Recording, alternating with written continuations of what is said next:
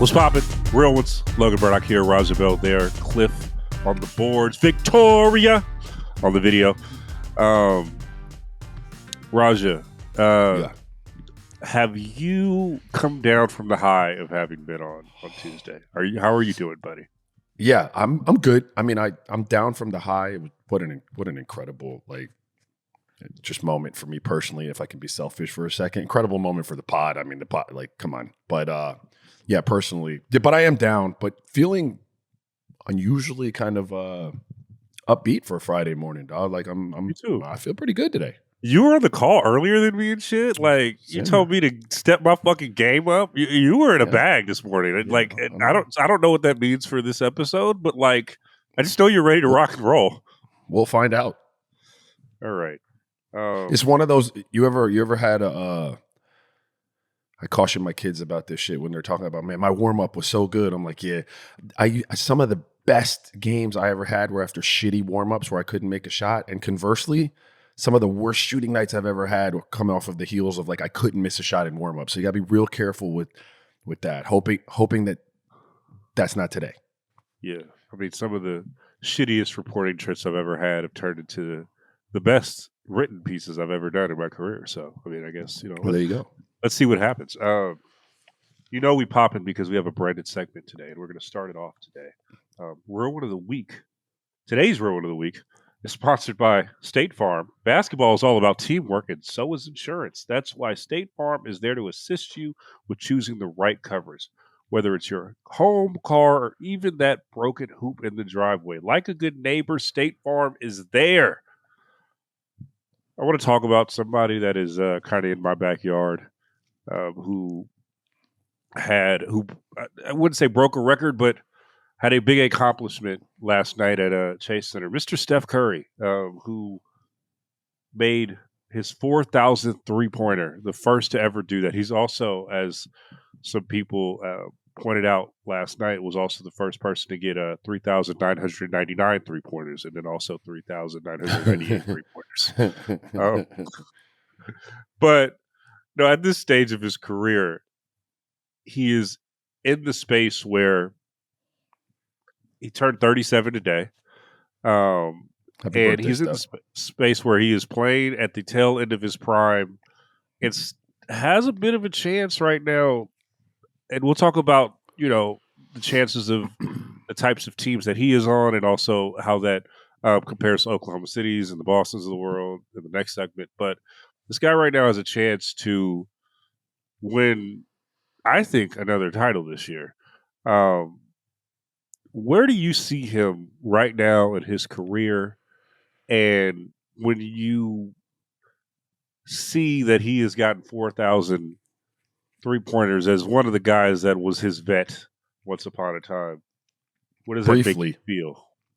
Well, you made an impact, Raja. I don't want to get too far into it. We talked about that pre-pod, but you made an impact.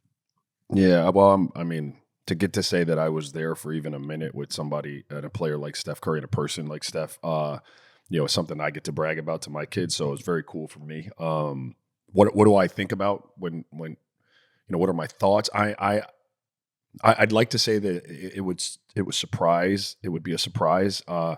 I can't say that, although I didn't get a huge sample size when I was there with him. You could see in practices, and in the few games that I got to see that it was there, right? And then it was going to be a matter of whether or not those ankles were going to allow him to have the type of longevity that he's had, right? And so I guess my answer to that is I'm just excited and happy that he was able to figure those type of things out from a physical standpoint to allow his game to do what it could do, and then to watch his transformation as a player and as a physical body. I don't think people really realize how much he was never going to be a huge framed individual, but the commitment that someone has to make to their body, a la LeBron James, to have the type of longevity and be able to do what they do at that level for that long.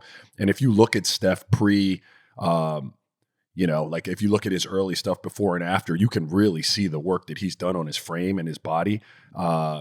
And so for all those reasons, all that's gone into being able to break these records and set these marks, and just knowing how hard it was for him to get started, like the difficulty with some of the injuries up front. I'm excited for him. Excited for his family. Excited for Golden State. I mean, they made a commitment out front, and I think some people, at least in the NBA, were the jury was out for them on whether or not it would turn into what it's turned into. So, like, just excited all the way around. Yeah, 13-1 over their last 14. A lot of that has to do with the addition of Jimmy Butler, which we'll get to in a second. But I just got to say, last night, going to the game, it felt like a glimpse of what it used to be in terms of cameras, in terms of vibes. The Steph is doing he's recording a IMAX documentary, which is expected to come out in the fall, I believe. So it's based around one game, and this was the one game. It's like similar to like Spike Lee's Doing Work, right? So there were a lot of like cameras. There was a lot of buzz around him, and it felt like the semblance of the Beatles were back together last night. You know what I mean? Like, and I don't know what that means, but this team is transformed in front of our eyes. I don't know what they're going to be, but I do know that they're dangerous. And he's got his swagger back. The team has their swagger back. And I'd be scared as hell to play them. And you were early on this. I thought you were pandering to the audience when we were in San Francisco. You know, and maybe you probably were a little bit. You know, you probably try to gain favor in the Bay Area. Who knows? But you were right. And I just want to say you were right. But how dangerous is this team? The hell's going on? Well, in fairness, I let Howard kind of take the Golden State when we had to pick those teams. I went with the Lakers. Ultimately, who went with the Spurs? Because the Spurs is that's looking terrible. That age is the worst. Was that was you? It you? It wasn't me. It wasn't me. I was calling for the Spurs. I was like, no, that was after Wemby. I'm sorry. Yeah, the Wemby situation. I was calling for the Spurs to go ahead and shut it down, which is. I saw De'Aaron Fox is he having finger surgery? So like they're squarely they're done. Yeah, they're done. Yeah, they're squarely in the hunt now.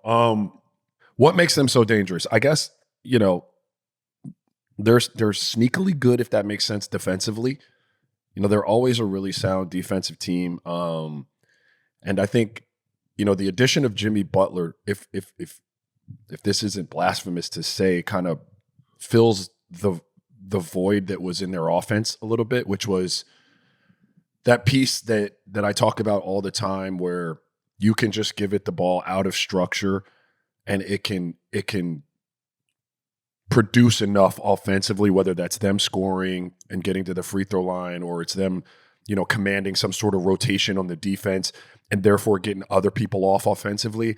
It creates that in a way that is very complementary to what they already do offensively, which is, the system that is Draymond and Steph, and how the other pieces around the floor are moving in an effort to get him open, right? And usually that's what they do, right? They run Steph all around the court and they make reads off of that. So like if I'm, the three in this scenario, or I'm going to get Steph on some sort of screen action and the ball's up top, everything that happens off of that is predicated off of what the defense has to do to take Steph away.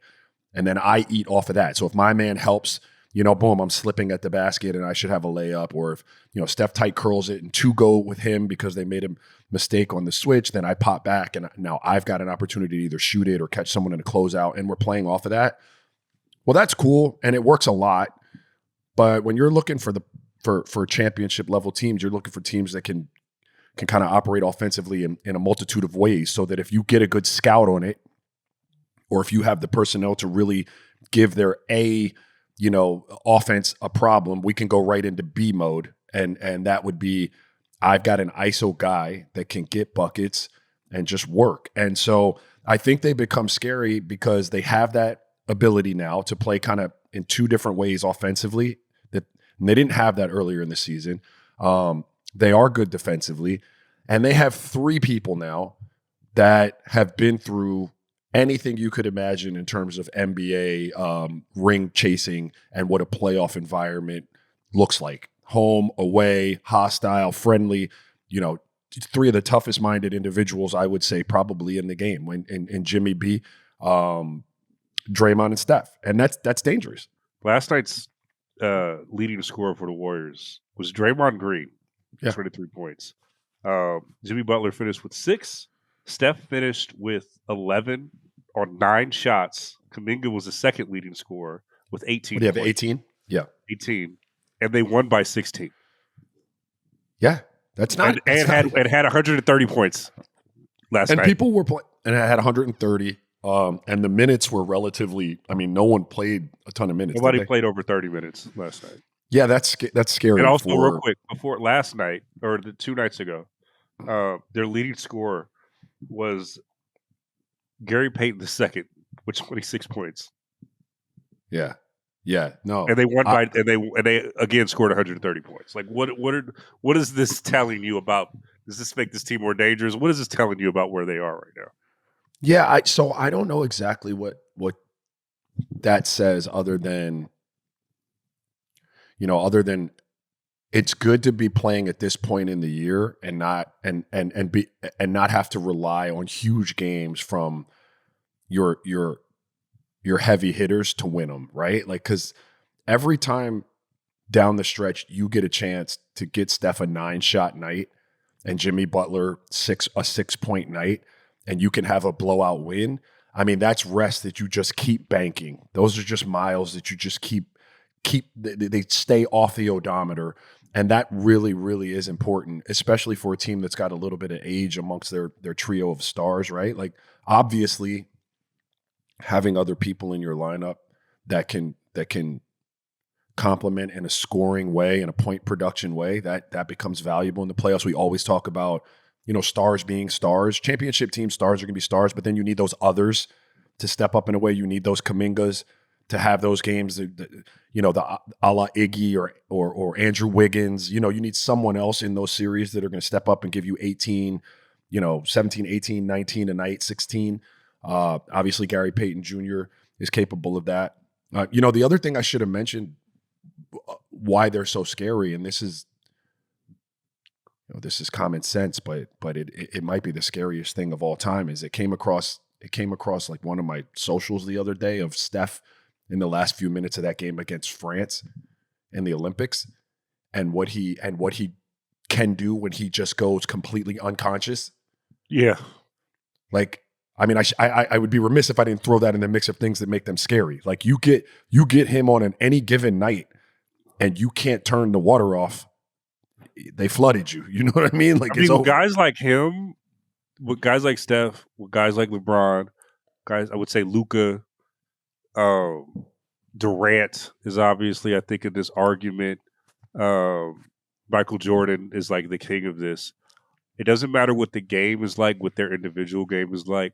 All they need is to be within 5 or 3. Just get them in the fourth quarter, right? That's all they really need. They just need a shot at the win in the final few minutes, and that's why they are who they are. But like, I'm thinking about that France game. Just, it seemed like Steph was inevitable in the way that like Durant can be inevitable, the way LeBron can be inevitable, the way Jordan can be inevitable. Kobe is obviously in that mix as well, where you're just like, of course they're going to have the ball in their hands, and they're going to put the fear of God in you, no matter what stage they're in, and they're going to give your team a chance if they're within striking distance. Not even a question. There's nothing you can do once they have the ball to really stop that, other than make them get rid of the ball. And anything short of sending a double team at him where he's got to get off of it, there's virtually nothing anyone can do. They're just that good.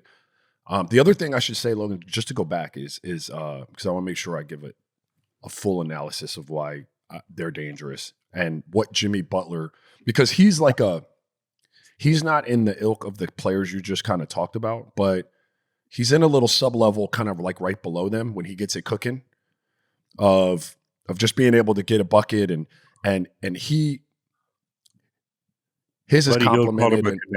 Buddy Hill called him a connector. No, I think it's a perfect explanation of what he kind of does. But what he also does is, like, so Steph's is so electrifying and so long range, and the way they play, and it's been talked about before, but I'll just say it again, is so, perimeter oriented at times that if that's not working, you can't slow that game down. And what that does is puts a lot of pressure on your defense, right? Like when you're a team that shoots a lot of long shots, and you live by that, and you're not making shots on that night, well, there's a ton of pressure on your defense in transition coming the other way. And the opportunity for teams to get downhill on you, maybe not like in fast break points, but in terms of secondary fast break, our team isn't set up defensively. We don't have the matchups that we want, and they've caught us in kind of a precarious situation as we try to sort that out, and now they've scored on us. Like if you're in that mode all night because we're missing long shots and now they're running downhill at us, that's tough. Jimmy Butler gets you to that free throw line, and can sustain like offense that way on nights where you might not have it popping from the 3-point line, and that allows you to get back and get set. It allows you to build the walls that you need to build for some of these incredible scores. Get rest. Yeah, it allows you to get your legs some rest. Any number of ways, that's beneficial. And so I just want to make sure I add that in there. Yeah, I think, and the last part on that is the Warriors have always been at their best when they have had guys that have a completely opposite game of Steph, right? Where you talk about Durant, you talk about even last year with Chris Paul, I thought he was great in that role to settling down, because another thing, when you're playing alongside Steph, he speeds you up. He speeds the game up. He speeds everyone else around him up, right? And that's great when it's great, but also like we've seen when it's not great and shots aren't falling, you get Game 7 of the 2016 finals where the offense can get stagnant and it's not as electric and popping, and other guys are missing shots as well, right? And then you get a stagnated offense. You need a guy within that offense to say, settle down. We got this. Sean Livingston was also a great example of that as well. Andre Iguodala. You need those guys for this offense to be full. You need those guys that'll just settle things down. So I think the Warriors are in a great place. Definitely better than they were a month and a half ago.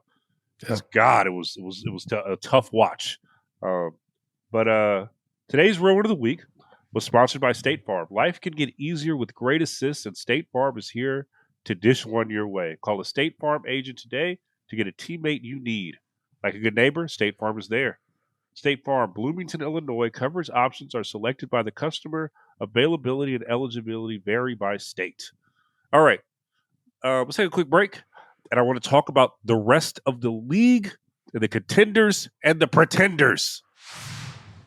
You can cash in on bailing out with FanDuel, America's #1 sportsbook, because every night the Ringer is teaming up with FanDuel to give all customers a 30% profit boost when you pick a player to score more than 30 points. So now a big game for them means an even bigger payout for you. Let's take a look at the slate of games on Friday night. Let's see, Celtics Heat. I think I'm going to take the over on 3-pointers for the Celtics. They shoot a lot of threes. Let's go Pacers Sixers. I'm just going to take the over on that game. Clippers Hawks. I think I'm going to take the under. Mavericks Rockets. I'm just going to take the Rockets straight up. Lakers Nuggets. That'll be not as fun as you might think it is. LeBron is out. I'm going to take the Nuggets in that one straight up. Just so you know, FanDuel is the home for all your favorite prop bets. So whether you want to ride with my picks or make your own, just look for 30 on 30 in the FanDuel Sportsbook app, or head to FanDuel.com/RingerNBA for your chance to score a bigger payout this Friday night. Make every moment count with FanDuel. Must be 21 years and older and present in select states, or 18 and older and present in D.C. Opt-in required. Bonus issued as non-withdrawable profit boost tokens. Restrictions apply, including any token expiration and max wager amount. See terms at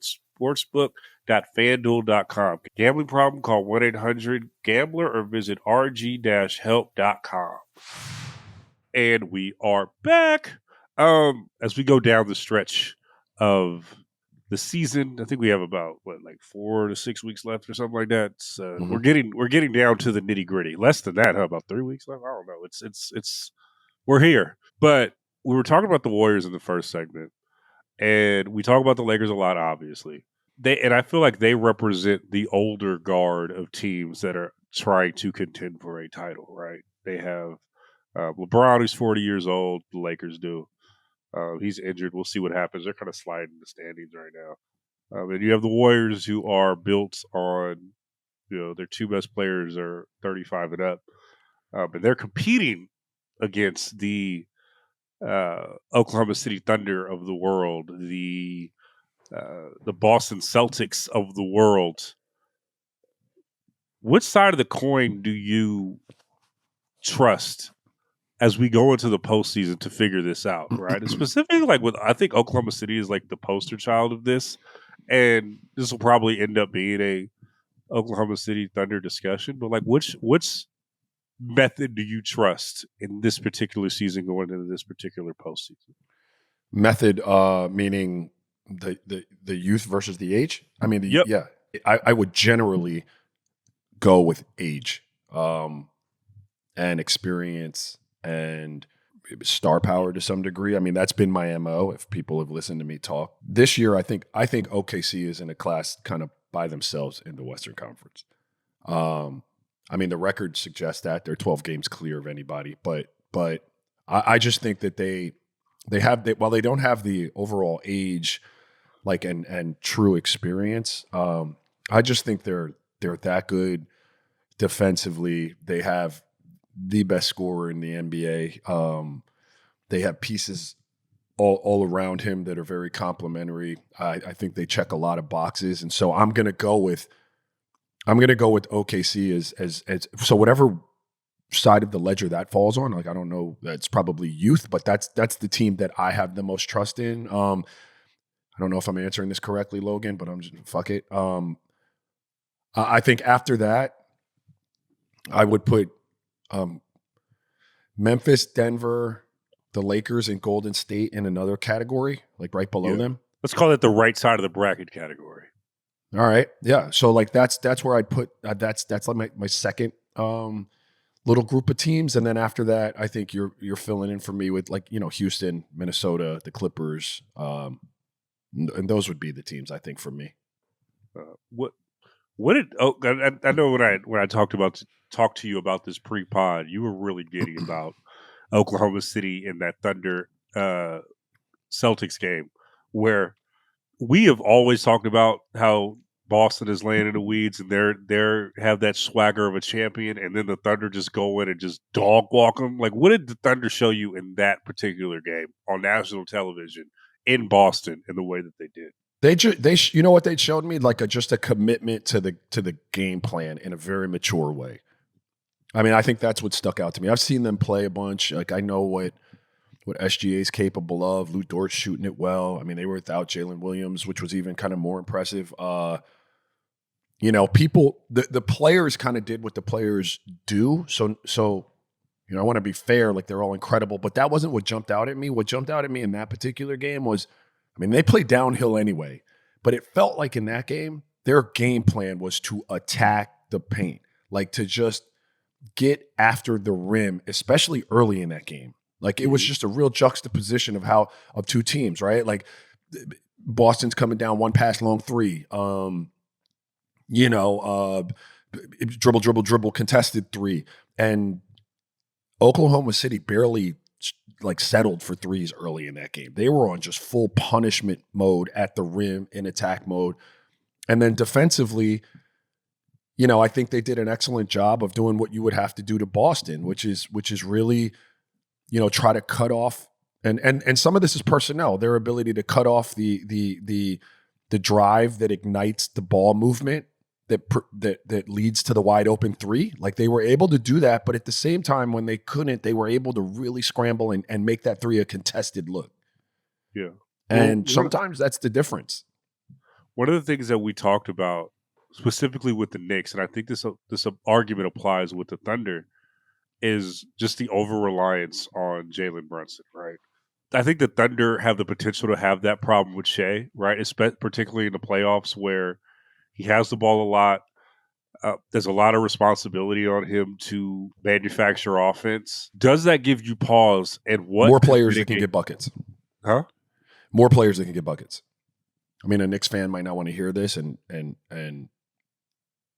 mean, I haven't done the stat work on it, but just my eyeball says, watching them play, like, There are more options to produce buckets. Now, yes, Shea's Like going at to this be your stage, guy.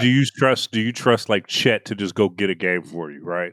Do you trust J Dub to just go get a game for you? Like if when Shea is off. No, I would trust. I think I could trust J Dub. I mean, I haven't seen him do that in the way that I've seen Cat do that. So in fairness, like New York has two guys that I've seen, but I don't. I mean, if you look at Cat's track record against the better teams, like he doesn't really do that against the better teams. So we're still operating in the space of J Dub and Cat. I'm not sure about. Brunson and Shea, we know they can do it, but Shea does it better. Yeah. And I do think I trust like all the others outside of those four in OKC more. I trust that group more than I trust the Knicks group to get buckets and to just complement them in that way. And I think this is really interesting just to tie in. It's not answering your question, but back to that game against Boston, because I get it. I mean, it was a 3-point game. You tell me Boston hits a few of those shots, they win the game. But what going to the basket does, and taking it back to the Golden State conversation and Jimmy Butler, what that does is it allowed them to get to the free throw line. I think they shot like 15 or 18 more free throws than Boston did that night. And so it just allows you to it just gives you a cushion. Those are free points. They are free throws. If you're not, you know what I mean? So it gives you a wider margin for error when you're able to do that in that way. And I think, I'm rambling. I didn't had a cup of coffee, Logan. But if you also remember back to that live show in San Francisco, when someone posed a question from the audience, like or maybe you did, but it was like, what would give you pause about Boston? I don't know if you remember what I said. I said if they just get caught in a world where they're shooting too many threes, and Howard and I had a little bit of a back and forth about that. And he was like, I think they have that figured out. I don't think that's going to be a problem. And he might ultimately be right. I don't know though. I really don't know with Boston though. Like, and I say this while trusting their institution, right? Like I do think that they are the class of the Eastern Conference, no matter what their record is. But it's just like the Anthony Edwards argument for me, right? Like, yeah, you can shoot all them threes, right? And that's cool. But and we've also talked about this with Joel Embiid, but you're bailing out a team when you consistently shoot threes at the beginning of a shot clock, Like, it's such a novelty now to watch the Celtics go to the cup because they don't really do it, right? Like they don't really control the pace of the game. It's just like we're gonna chuck, and chuck. And we talked about the Warriors and how they can control space and pace, and how that's been so big for them. And Boston, with the swings that they have, they can shoot themselves in and out of games. And one of the reasons why I believe that Miami was able to beat them 2 years ago is because they were able to control pace with that team. Yeah. And they were able to overwhelm Boston, and Boston never got out of their own way. Boston is the most talented team in the Eastern Conference. And you could make the argument they're the most talented team in the league, but they always shoot themselves in the foot trying. It's like, you know what it is like, Raja? And I know you've dealt with this. I've dealt with this as well. You know when someone is just fucking super talented, like where it transcends hard work, right? And that person just continues to just go on their talent. And when you try to make them make an adjustment, it always fucks them up because they've always been reliant on their talent. In this case, Boston's talent is shooting a lot of fucking threes. And you can never get them to adjust. And that's what's annoying to me when I watch them. It's like, yo, you go to the cup one time, get fouled, slow the game down, you still got that three. Yeah. Yeah. They're a frustrating watch at times. I will give you that. Yeah, you had some good points. Let's go back to the Miami series first. The Miami series, you're right. It was a great point. They controlled the tempo. They did it by being A very physical team, getting to the free throw line and then throwing that zone at them a bunch in that series, if you remember. That slowed Boston down. You didn't see that early wide open three. Boston really had to work the ball around. They didn't have great answers for that at that time in their kind of evolution as a team. Kristaps changes the math for Boston when he's in there. So that OKC game that I'm telling you, they're assaulting the rim early in the game. Al Horford's phenomenal. Like it was one of my favorite performances of the NBA season, what he had against the Lakers a few nights ago, and they just tried to keep getting him in the switch and trying to ice him, and he was just dancing. He's just out there dancing defensively and giving people headaches. But Kristaps is so long around that rim that when you have a team like OKC, like just putting their head down and trying to get to the rim, he's a real rim deterrent.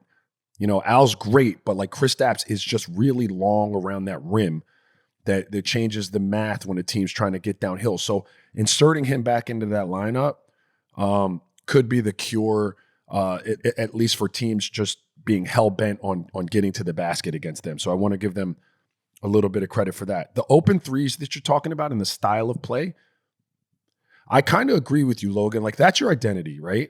And that's what you want to do. But if it's not working, like, we have to be flexible enough that on the fly, we can kind of make a call on this, right? Even within the world of analytics, we have to have a little feel, right? Like, we have to have a little feel for what's going on. You hear it a lot in football when they're talking about, are you going to go for it on like 4th and 2? The numbers say go for it, but you're not factoring in, you know, how many yards per carry your running back has been getting throughout the course of the game, or, you know, what the last few drives have meant in terms of 3 and outs, and we've got to keep our defense. None of that's factored in. So there's got to be a human feel. So as it relates to hoops, like, yeah, we want to shoot all of these threes, but like, we got to have a feel for this. So if it's not the night, we have to have the ability to kind of change it on the fly. So like, you know, as it relates to a wide open three, and Boston shoots a lot of them early in the game against OKC, where it's coming down one pass, we fire it to the wing, you know, and Derek White's got this, you know, wide open three from 4 feet behind the line, and he's I like those. I'm not a true like old school dude where you have to work the shot clock all the time for 16 seconds to produce that shot. That's as wide open a look as we're going to get, even if we worked it for 16 seconds. Now, I'm also telling you there's a world in which time and score dictates, let's work it for 16 seconds and then get the same shot rather than shooting it right away. But early in the game, shoot those, dude. Like, they're wide open looks. We're making them, you know, we're going to blow this team out potentially. The ones I don't like are the ones where like Jalen gets a switch or Jason Tatum gets a switch, and you have Chet Holmgren or Isaiah Hartenstein out there in space, and you're going to dance, tween, and shoot a sidestep contested three. I hate those fucking shots. Everybody knows what you're about to do. Everybody knows the fuck you're about to do. Like, the whole arena does. No, and like, you're talented enough to make those. You guys are incredible. And you will shoot some of those inevitably. But like, sometimes, bro, let's and not sometimes, because they do it sometimes, but you have to understand the actual style of the game, the way it's unfolding, and make a decision in the moment. All right, dude, I'm not settling for this right now, more often than they do sometimes, especially on the nights when those shots aren't falling. You get those switches, put your head down and get on top of that rim. And even if that means when we're getting to the foul line more, or, you know, you didn't create for yourself, but now we can pop that ball around the perimeter and find a more wide open three. I just think they have to find a balance on nights when the shots aren't going down. Yeah, that reminds me of the Warriors in that sense of, you know, when they first started their run, you know, and I bring up the Warriors because they're pretty much like the basis of how a lot of these teams play offense now, right? Or at least the perception of how they play offense.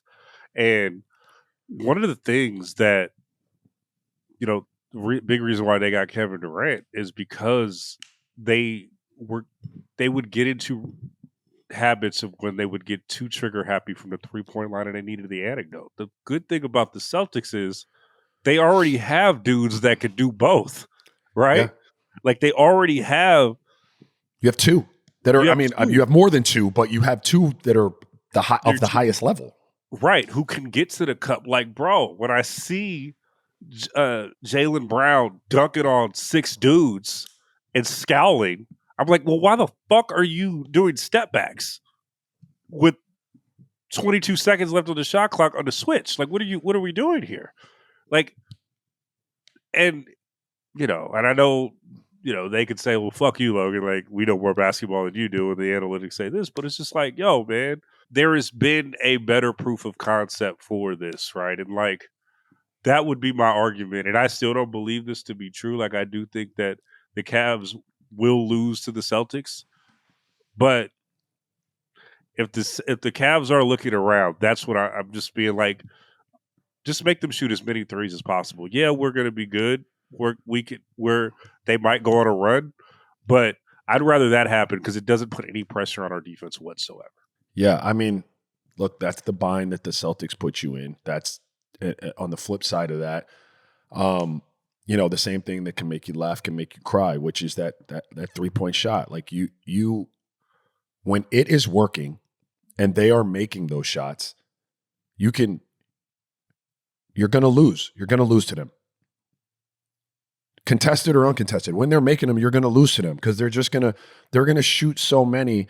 And if they're hot, like they're just going to produce more points than you do, right? That's analytically speaking, that's what's going to happen, dude. Like they're going to shoot 53s and make 40% of them. It's going to be really hard for you to beat them because they're sound defensively too. But it's the night where they're not making them, Logan, where, the team that has banked on that has a chance to win. And then obviously, we're hoping we can do that and get you to miss, 4 times, before you make them in 4 games, right? And then we've won the series. And I do believe Boston to be the most talented team in the Eastern Conference, probably in the league. And they've got the pedigree. And I know that those dudes are better players and do know more basketball than you and I, and are better players than I would have ever been. And I'm still sitting here screaming to you, you got to find balance. On the nights when it's not going down, you have to find some balance. Like, shit, maybe this is a conversation between Tatum and Brown. Like, yo, my boy, tonight, I'm going to be the mofo that keeps jacking the threes, but I need you to get to the rim. Yep. Like, maybe we take turns with that. Exists, though, Raja. Like, how do you get your rhythm back? You go to the cup and get fouled, and you start shoot, and you get your rhythm from the free throw line. That's literally how it goes, right? Like, yeah, I mean, look, I'm an old school dude. I love the free throw line. Yeah, I love the free throw line is a, and when you're a player of that level, if you will just make a commitment, people are bitching about SGA. That man makes a commitment to seek contact. He's finding it. Like James Harden made a commitment to finding contact. Now, you might say that they blurred the lines of what was legal in that regard or not, and we can have that conversation. But the reality is you put so much pressure on those referees as that level of player, and eventually the dam's got to break and they got to start giving you some calls. Yeah. And so I'm with you. Again, I am interested, though, in seeing Shea, like, with a playoff whistle, though. Like, you're about to be getting to the line 30 times in the postseason. I mean, that was always Harden's demise, right? Like, it was that one, like, he would disappear, but also, like, he wasn't getting the same calls that he would in the regular season as in the postseason. That would be his demise. So I am curious to see how Shea adjusts to that level. Not to say he hasn't before, but, like, specifically in this season where he's getting to the line so much, he's relying so much on that, how he'll adjust. Well, that's fair. I mean, I didn't look at the numbers to know exactly how much he's going to the line and stuff, but I would just say this. That man makes a lot of tough shots. So I know he earns free throws, or in some people's mind he's given some free throws, and that's fair, and the whistle might change in the playoffs, but might be hunting some free throws. Make no mistake. He is a bucket getter. Like the free throws, this conversation that happens for every star player, dude. That's not just him. Kobe, I know Kobe fans don't love to hear it. He got free throws. They gave him free throws. What are you talking about? D Wade was like, those dudes earned the right to get free throws. What do you mean Kobe got to the free throw line a lot?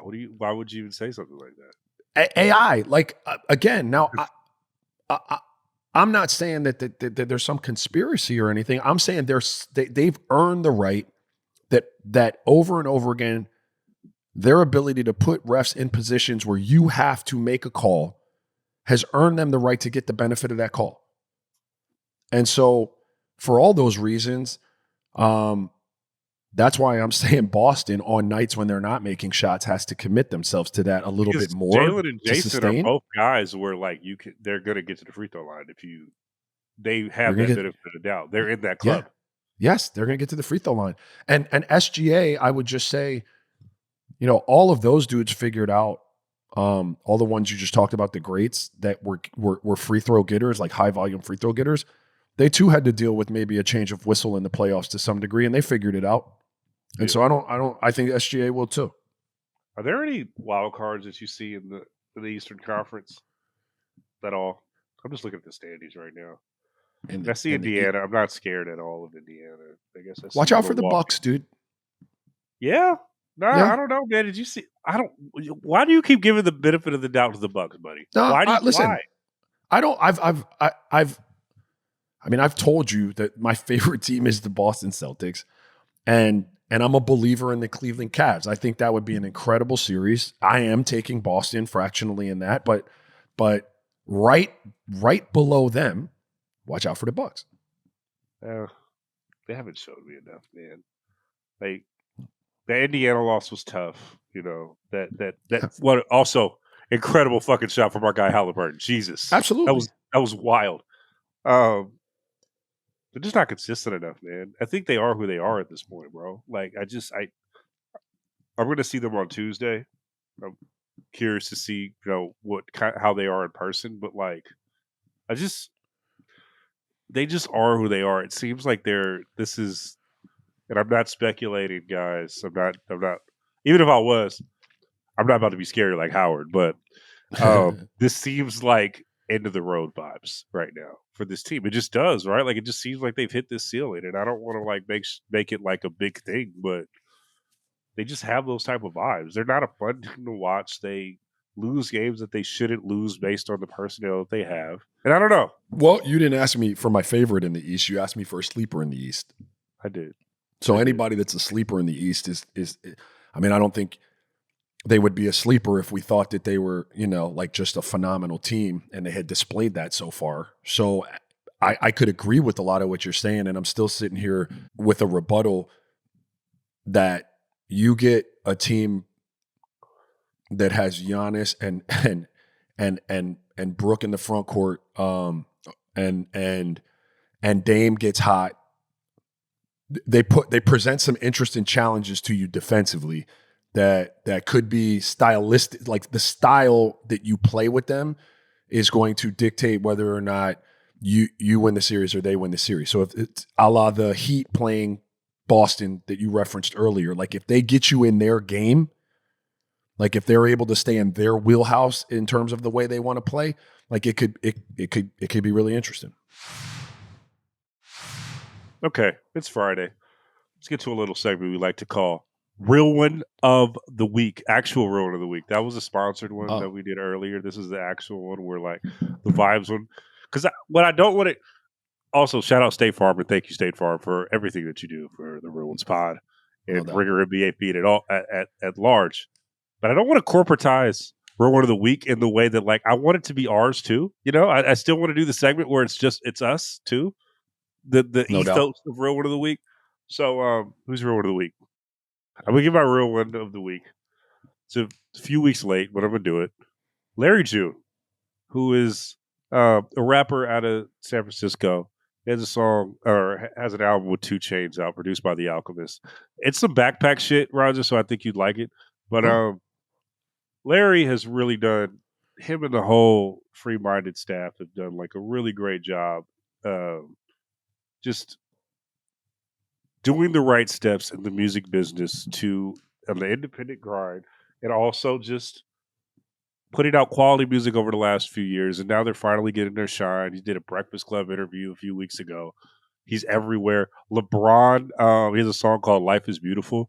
And LeBron did his LeBron thing where he's like listening to it in the car on the Instagram story. Like they're really having their moment in the sun. And I'm really happy for Larry and the whole staff. So Larry June, is my real one of the week. Good job, Larry. You're doing good. No doubt. All right. Well, I don't remember when this happened, so this might be like one of yours. We're doing it a couple weeks late, but I did see it and I thought it was hilarious. And I thought this cat was real for this.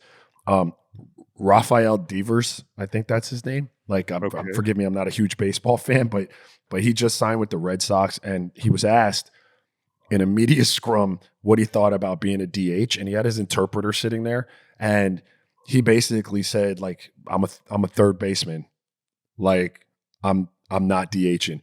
And you could see how uncomfortable kind of the reporters were, and they knew they had something, so they just kept like peppering him through the interpreter. And Buddy just kept telling him, like, I am not DHing. I'm a third baseman. Never mind the fact that they have Alex Bregman there, and by all accounts, he's a better like defensive third baseman. But like, to who? I love to who? What? To him, yeah, not to Rafael, but like I loved it. Like, look, I always support like playing your role on a team, so I didn't necessarily love it for all of those reasons. But if we're keeping it a buck, and we're talking about people keeping it real, he stood in the face of all of those reporters, interpreter be damned, and told them, nah, I'm good. They even said, well, the club says, and he was like, they asked you, what'd you say to the club when the club asked you? And he was like, I told them the same thing. No. Bro, you know what I love? Like, that's such a breath of fresh air in this media environment, because I feel like we've gotten so sanitized and so robotic with our quotes from people. You know what I mean? Like, yeah. I read an old like Sports Illustrated profile of somebody, and they're going in, they're talking shit. And I feel like in the age where everything is a rollout, I feel like people practice their quotes in the mirror now, and they don't like want controversy, and they're scared of it. So it's a breath of fresh air when somebody says, nah, fuck that.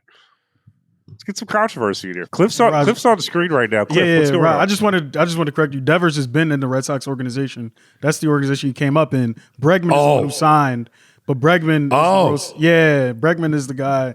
He got the bag. He's going over to Boston. He is the better fielder. Okay. Yeah. That shows my baseball knowledge, right? So okay,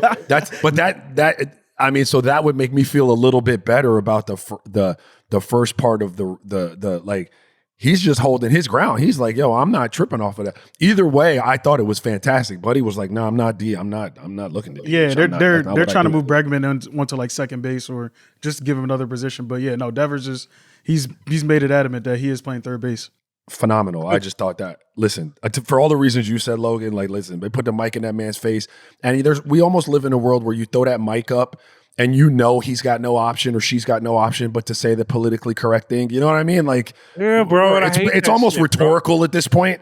My man was like, nah. Bro, I hate that shit, man. I like real quotes from real people. Be a fucking human being. Because here's another thing it's Friday. It's Friday rant time. I hate. Thanks for the correction, Cliff. My bad. Go ahead. Friday rant time. What I hate about athletes and just people in general is like, when you put a mic in front of their face and they do the politically correct answer, but then after the cameras and shit go down, the recorders go down, they want to fucking shit on their teammates and do all that bullshit. Scary ass mofos. You know what I'm saying? You feel me, Ryan. I know you feel me on that. If you're going to say it, say it with your chest. No, but listen, like in fairness. Wait, hold on. Cliff, I'll go in fairness. What? Cliff had a great question in the chat, but go ahead. What were you going to say? In fairness, that's how you feel because you've never sat on that other side of the microphone in a way that you know if you say something wrong, it could be your livelihood on the line. That's fair. Like, that's the world they live in sometimes. Like, hey, man, if I do this, I alienate myself to an organization, to a bunch of players, to star players that if they find themselves on another organization or in one, I can't get a job there either. So, you know, it's a little more nuanced, but I feel you in spirit. I got a job to do. Fuck them. No, I'm just playing. I'm just fucking around. Cliff put a question though, but Cliff, why do you? Cliff always in the chat. Why do you go in all caps all the time, bro? Like, because that's how I write the note. That's how I write the notes. I put them in all caps because it just looks like better when we write the notes, and I give it off to Victoria and Keith, and we kind of pinpoint stuff from there. Yeah. Are you one of those, Logan? Are you one of those people that interprets that as he's yelling? Yeah. You are. You think I'm yelling like Meek? You think I'm yelling like Meek? Yeah, that's funny. But because he said, well, for the Larry June thing, he says it's heat, and then when we're talking about this, what I was describing him like in terms of like fake ass quotes, he goes, "But do some guys go overboard like Ant?"